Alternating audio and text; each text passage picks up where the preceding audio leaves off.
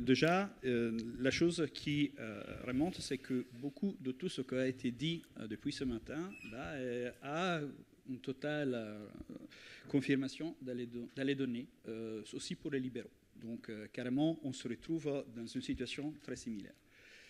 On voit à quel niveau aussi, je pense que c'est intéressant de le souligner, les docteurs ne sont pas des très bons docteurs pour eux-mêmes. Donc, imaginez que cette étude est basée sur un constat sur 5 dimensions de base. Donc, on a essayé de regarder 5 dimensions principales. La première, c'était celle du bien-être mental, donc les conditions de burn-out. On a utilisé une échelle pour comprendre les différentes dimensions éventuelles du burn-out et pour donner un chiffre qui carrément est conservatrice pour les raisons dont j'évoquais auparavant.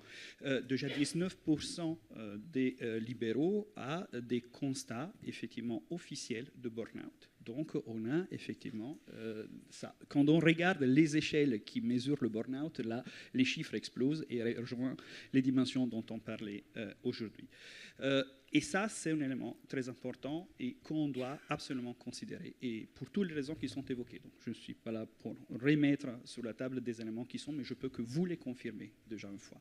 Le deuxième élément qu'on a essayé de constater, c'était aussi lié à des facteurs de burn-out, dès qu'on va sur la sphère plus personnelle, qui sont liés à l'équilibre entre la vie privée et la vie professionnelle, qui n'est pas tout simplement un constat de dire combien de temps je dédie à mes patients ou pas, mais c'est effectivement à quel niveau la vie professionnelle, après, prend la place sur la vie personnelle et à quel niveau, pour la vocation que ce métier a, à quel niveau c'est difficile de couper.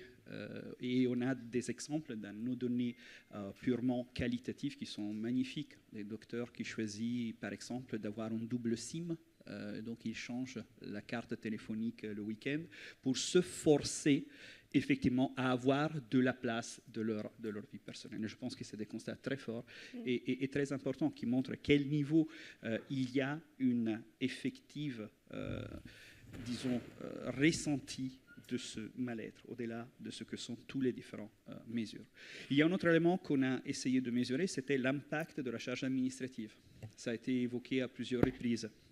Vous comprenez, en plus, nous, à Grenoble École de Management, on est très orienté aussi technologie numérique et comment les technologies peuvent aider à améliorer l'efficacité, l'efficience, à réduire la charge de travail et faire focaliser sur le cœur de la profession. Et bon, aussi, les constats sur cette dimension ne sont pas particulièrement positifs. On a des constats très clairs, des milliers de clics par jour, des heures pour enseigner des éléments qui sont nécessaires, mais est-ce qu'on ne pourrait pas faire différemment? Donc, plutôt que soigner, on est en train de remplir de la paperasse. C'est peut-être quelque chose qui est, comment dire, intrinsique, mais c'est de plus en plus ressenti comme une charge qui augmente, qui ne s'en simplifie pas, et que la digitalisation, pour le moment, n'a pas trop résolu, presque a eu l'effet contraire. Et donc aussi, l'autre dimension qu'on a essayé de voir dans cette logique, c'est aussi la nécessité de plus en plus des assistants administratifs. Et donc la nécessité de la synergie, de comment aussi les libéraux ont la nécessité de trouver des points dans lesquels ils peuvent se décharger, parce que c'est des changements énormes en termes effectivement de charge de travail.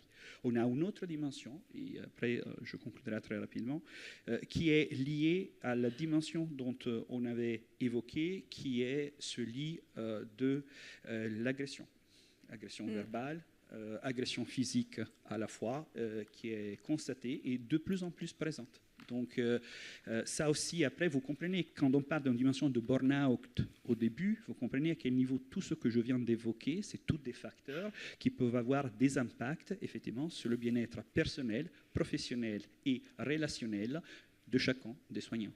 Et ça, c'est un constat extrêmement, comment dire, d'attention. Il faut faire quelque chose, parce qu'autrement la situation va que empirer. Et on a tout à fait toute une dernière dimension qui est liée à la dimension de dire j'ai perdu, voilà, qui est effectivement lié à la dimension de la reconnaissance professionnelle. Le travail en soi n'a plus la reconnaissance d'avance. La côté de la motivation change dans le temps. Il y a une certaine illusion du début qui après à le dur contraste de la réalité.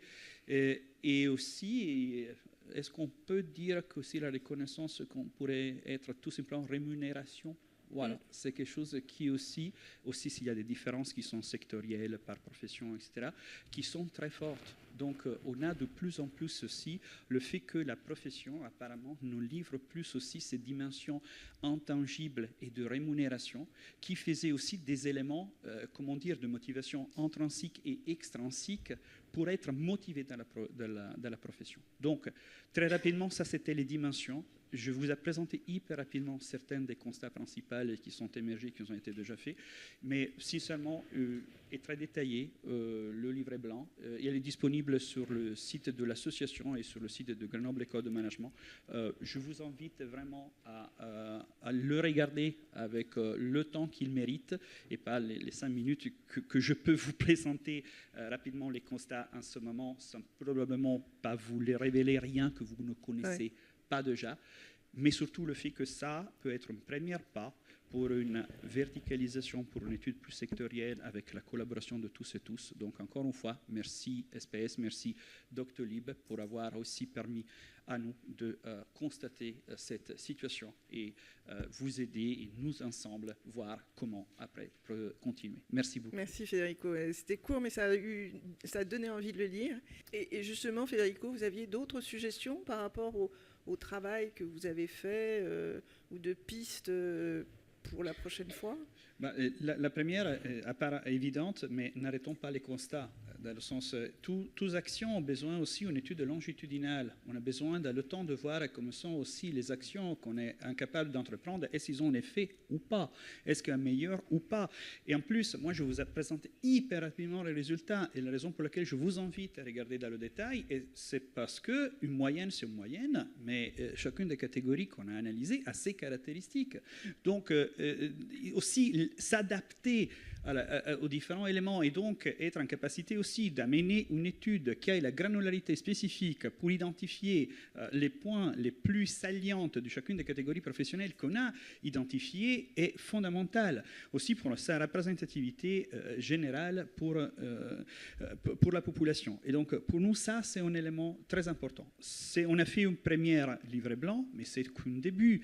On voit les points d'amélioration. Et ces points d'amélioration, nous, en tant que Grenoble École de Management, on serait plus que ravis de pouvoir les travailler avec vous pour continuer et donner vraiment cet appui aussi d'éléments méthodologiques, mais aussi de visibilité des constats et surtout le constat sur l'action aussi. C'est très important de lier action et constat et voir la dynamique de tout ça. Il y a un autre élément que je trouve que c'est très important, on en a parlé, je sens un peu de mon rôle, mais moi aussi j'ai fait le doyen, pour 4 ans et demi en 2021. Donc j'étais le doyen de Grenoble École de Management, c'était carrément plus petit, moi j'avais que 150 professeurs permanents, donc c'était largement plus petite de la situation que vous pouviez avoir et que 10 000 étudiants, donc c'était largement. Mais certains des éléments qu'on vient de discuter, ils sont transversales à notre époque. On les a classés éventuellement qu'on est environnemental, etc. Mais beaucoup des éléments que vous avez évoqués ont résonné aussi. Mes étudiants d'école de commerce ont des problèmes similaires. J'ai jamais eu une nécessité de support psychologique aux élèves d'école de commerce quand je les ai aujourd'hui.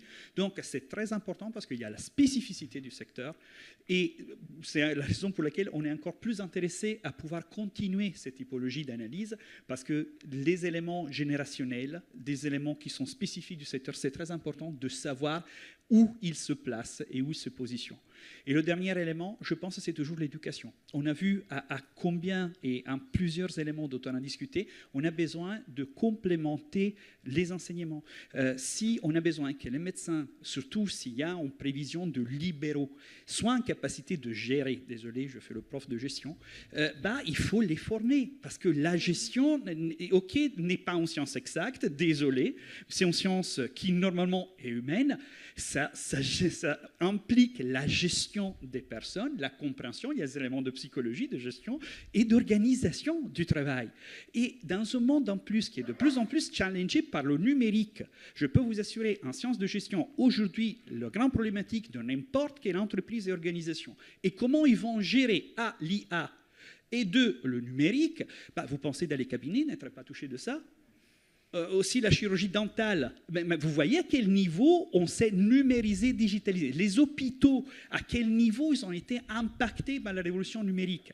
Là, il y a carrément une piste dans laquelle on doit, et je suis là aussi pour proposer cette interdisciplinarité qui souvent est nécessaire.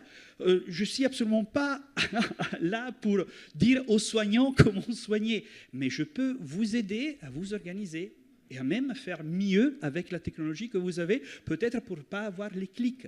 Donc, pour moi, ça, c'est vraiment les enjeux fondamentaux. Et ceci, on peut pour expliquer à la pratique qu'est-ce que fait une école de commerce là, fondamentalement. Mais parce que nous, on croit profondément à la transdisciplinarité, à l'élément de interdisciplinaire, et comme école de commerce, on est aussi une société à mission, entre autres, et pour nous, c'est l'impact sur la société et comment notre travail, autant qu'humaniste, en tant qu'organisationnel, peut changer les choses et comment nous, on peut contribuer ensemble à rendre de plus en plus possible d'exercer la très belle, merveilleuse profession que vous tous faites dans cette salle et supporter aussi tous les élèves qui sont les poussants de ce devenir d'une société médicale et que, comme ancienne doyenne, je sens aussi un peu les miennes. Donc, vraiment, merci. Merci Federico.